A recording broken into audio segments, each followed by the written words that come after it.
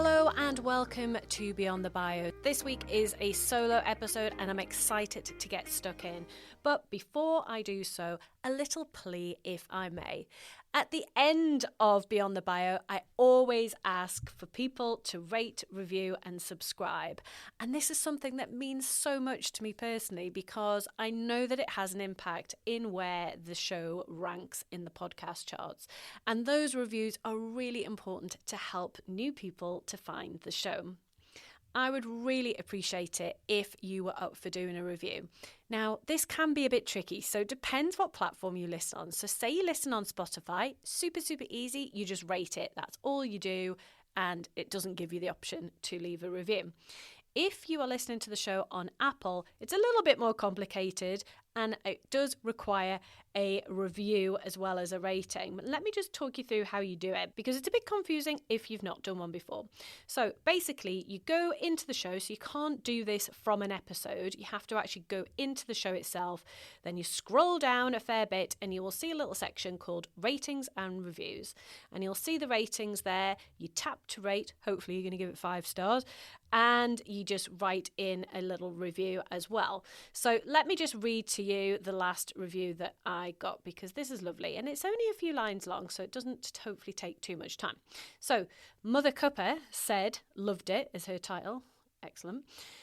This podcast found me and it was totally relatable to what I want to achieve. The guests give really helpful advice and suggestions and Sophie was great at interviewing them and getting to the juicy bits. I loved the actions and takeaway episodes. We'll listen back to some more of those. So there we go. Really simple, a few lines, and it means a lot. It means a lot to me personally because it takes a lot of time to put the show together. I really enjoy it, but it would be awesome if we could get some more reviews and who knows, might be reading yours out next week. So please do take a few moments at some point today if you can and leave me a review. I'd be really grateful. Okay, on with the show. Stay tuned if you need to get intentional and serious about your personal brand. It's all too easy for us to know that we should be visible, but actually having a plan and doing something about it can often be a little bit trickier for most of us. This week, I'm recording from LA, which sounds really fancy, and it is a little bit. I'm not going to lie, it's a pretty cool experience being here in sunny LA. Now, you may remember back in March, I did a similar trip out to California where I went to Social Media Marketing World on a recommendation that occurred during this very podcast last year. So I had Andrew and Pete, who are the founders of Atomicon, on the show talking all about how they had grown Atomicon to be one of the biggest and best events for small business owners in the UK. It's an event that I get really excited about because it's held in Gateshead, which is right next to my own home city of Newcastle. And I love the fact that people come to that event from all over the world, and I think it really showcases how cool the Northeast is. So when I had them on the show, trying to find out where they get their inspiration from, they were telling me that they went to events around the world and that was what inspired them. And they even invited me to come to San Diego and attend the next Social Media Marketing World with them. So fast forward a few months and that's exactly what I did. I got loads of learning, absolutely loved it, and still have a few things to put into place. I think there must have been something in the water for trips to California because around that time, another opportunity popped up to attend a business retreat in LA and I snapped that one up too. And fast forward a few months on from booking that trip and I'm back in California again for a business retreat. The trip itself is Monday to Saturday. So I flew down from Newcastle to Heathrow on the Monday and arrived into LA around about 5 p.m. LA time, which was, I think, something like 1 a.m., 2 a.m. in the morning for my body clock. So obviously I've had the delight of waking up at 3 a.m. and feeling like that's completely normal, which is just standard for me when I do any kind of distance. And my original plan was that I was going to take Tuesday off and I was going to go and do some sightseeing. But then I started thinking about the fact that I should have a bit of time on Friday afternoon and maybe Saturday morning before I head back for the flight. And I really wanted to make the most of the business and networking opportunities that this trip was providing. Now, one of the things that we got offered from doing the retreat was the chance to attend Danny Wallace's big festoon LA Hollywood event, which has taken place today at the time of recording. This is Tuesday. And I thought I'd be mad not to go to that because I'd heard all about the big festoon happening in the UK, and I've not been able to go yet. It's clashed with things. In fact, I think the last one clashed with San Diego, so that was why I missed that one. And the fact that Danny was running this event the day before the retreat started just seemed like a massively helpful coincidence. And being offered a ticket to attend, I thought I'd be mad not to go and make the most, like I say, of those networking opportunities. And also, I think there's something really interesting about seeing other people run events and learning what's great about them, whether you might do anything differently, and taking those learns home with you. So rather than doing the sightseeing, I decided to attend the event today. And it has been great fun. I've enjoyed it very much. And it has given me a few thoughts, and enough thoughts for me to be getting it down into an episode of Beyond the Bio.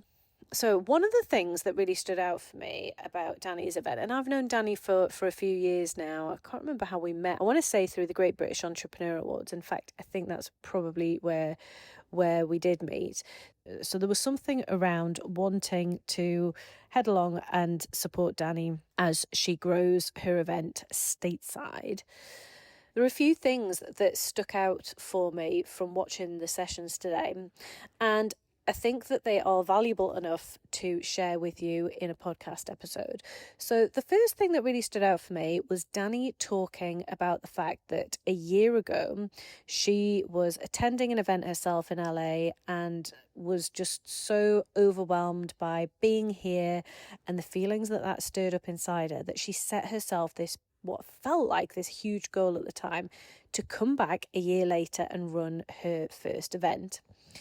And yet here she is, she's done that. And I could see she was quite emotional at times today, which I can completely understand because it's a big deal. I mean, she'd hired out the Hollywood Improv, which was a cool theatre where so many famous people have delivered various acts, and it had a brilliant atmosphere, great location, and that is a huge achievement. She's decided a year ago that she's going to do it, and here we are with a mix of UK attendees and US people as well. So bloody well done.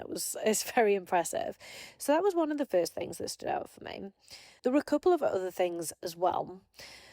There was a guy who was talking about personal branding. He didn't call it that, but he was talking about that phrase, it's not what you know, it's who you know. But he added a little line at the end of that, and it was, it's not what you know, it's not who you know, but it's who knows you. And I thought that was really catchy and really interesting because it completely relates to a lot of the stuff that we talk about on this show. And he was talking about the fact that he believes that whenever you're on stage or whenever you are at any kind of opportunity as a business owner, as a business leader, you are essentially in that kind of job interview situation where you're trying to persuade people why you. That just made complete sense to me because obviously that's a lot of what I talk about on this show. It's what my business is built around, and it's what I talk about myself very often. So I found that really, really interesting, just thinking about the fact that every time you get to speak, you've got this opportunity to sell yourself, why should someone work with you? And he had quite an interesting slide at the end of his presentation. So whereas people might have a speaker kit or a bio, he had just a list of 10 reasons why you should work with him at the end, and they were all quite impressive around different awards he'd won, TV shows he'd been on, alongside a load of photos as well. And I think it was something like 10 reasons why you should work with me, something like that. And I thought that was really interesting in terms of a takeaway of things that I might want to try next time I do a presentation, next time I do a talk. So that was interesting. But I thought this concept of why you or why me was really interesting. And it's just something that I've just been pondering for the rest of the day and thinking about those first impressions that we make when we see people, how we present ourselves, how we come across, how we connect with people. And it related to something that Danny was talking about as well when she was doing some of her slots throughout the day. She was talking about how people do business with people that they like. And that's a tough one, isn't it? Because not everyone likes everyone, and that's just human nature. But then maybe that's okay, because do you want to work with someone that doesn't like you? Would someone want to work with you if they don't? They just wouldn't do it. So there's something around being unapologetically you, your likes and your dislikes, because that is going to either turn people on or turn people off. And I thought that was interesting. There was another theme from the event today, which was all around getting intentional and setting yourself some big goals. There was an exercise where we had to think about where we could imagine ourselves if we were to wave that wand and be visible somewhere amazing. So, was it being on a TV show? Was it being on a major podcast, speaking on a huge stage, writing our books? All of these different things, basically anything that was in your mind, you had to visualize and start thinking about it. And I think, I'm not one of these woo-woo or manifestation types at all, but I do think there's something around being explicit about what you want to do and visualizing that and getting clear and actually sharing that in some way, or getting it down on paper, even if it's just some notes on your phone or in a notepad. Because once we get intentional about something, we're far more likely to make it happen. It's vocalizing a goal, isn't it? It's getting something down and then starting to think strategically, how do you work back from that, and what is it that you need to do to make that thing happen? And I guess that was probably my takeaway light bulb moment. And it was the whole thing around not playing safe and actually playing big, thinking about what that big goal is. Danny talking about the fact that a year ago she was sat in LA visualizing bringing her team here to run an event. And she's literally almost to the day done that exact task, because once she put that out there a year ago, she then had to start thinking about how she was going to make it happen. So all of the work that she's been doing since has been, working with people here in the US, working with people back in the UK, and thinking about how does she bring all of that together. Who's her ace team that she wanted to bring out here? And I think she's got quite a big team here. She's got people filming the event. She's had her team running the event at the venue, all sorts of things. So it's getting intentional, getting that plan in place and starting to take action to make it happen. And I'm a big fan of taking action, as we know. So I may have missed out on some sightseeing today, although I did manage to get back to the hotel a bit earlier than planned and have a little bit of a mooch along Venice Beach, which I highly recommend for some epic people watching. But I think what today has done is get me in that frame of mind, keep me in business mode. Have had some really interesting conversations with people, and as you know, I'm a huge fan of networking, so got some great conversations with people that I'm going to be on the retreat with for the rest of the week, actually. So that's going to be super helpful, already laying the foundations for some brilliant conversations to happen over the next few days. But this whole thing around being intentional has been super helpful, because it's got me in that frame of mind ready to attend the retreat tomorrow. I've actually come back to my hotel room early. I'm not drinking. I'm being really mindful of getting enough rest. God, I sound old, but honestly, it makes such a big difference. Getting the rest, making sure that I'm fresh in the morning, because I have got some intentions as to what I want to get out of this week.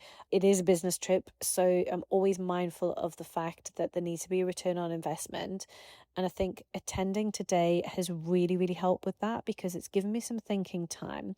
There's been the odd sort of almost throwaway line sometimes by some of the speakers today that's just got me thinking, this is how that might work in my business. This is how this might fit into my plans. So I'm going to have a bit of time before I go to bed tonight to write up a few of those notes and get really clear around what it is that I want to achieve over the coming days. To bring this full circle, I think it's a really helpful reminder sometimes for us all to just think about what it would mean for us to get intentional and how we can be setting goals. I've done some setting goals type episodes before at the start of the new year, but it doesn't have to be the new year to be setting goals.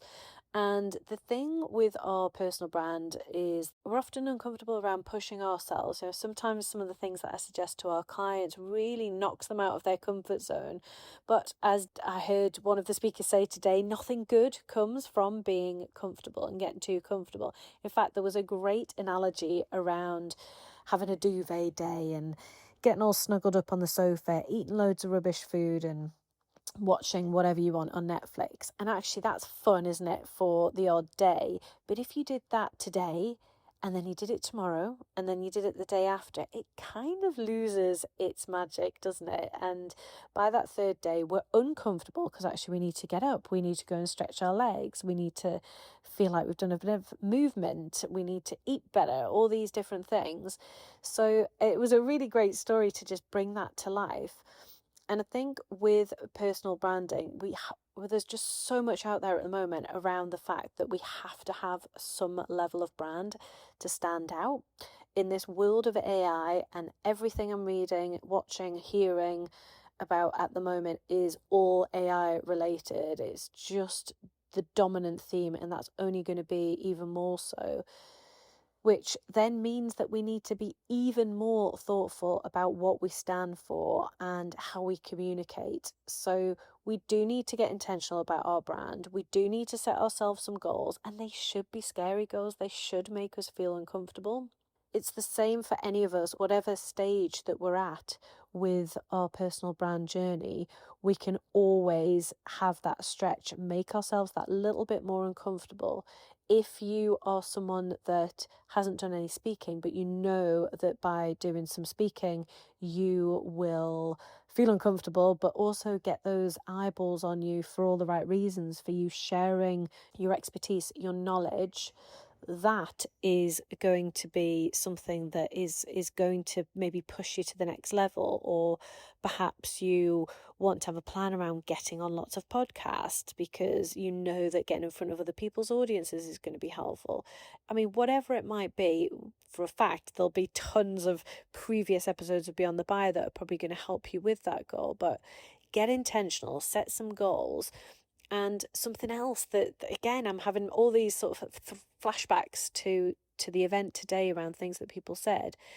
Someone said something about not setting yourself 5-year goals, 10-year goals, 3-year goals, even year goals, but instead having little sprints of 4 to 6 weeks, something where you just absolutely blast it in a short space of time and see where you get. Maybe that's a good starting point. Set yourself that stretch goal, something that is achievable that you can focus on for the next 6 weeks. I'm already thinking about what I'm going to be doing when I get back to the office next week, thinking about what might stretch me and what is going to be valuable in terms of takeaways. So this is your sign to do similar. Join me on Thursday for the take action. I think you're probably going to be able to guess what it is. And I'll see you for the main show again next Monday. Thank you for listening. If you're serious about growing your profile, take our free profile assessment quiz to see where you're at right now and get hints and tips on how to improve your score. You'll find the link to the quiz in the show notes. If you've enjoyed the episode, it would be mint if you'd subscribe, like, and leave a review. See you next Monday.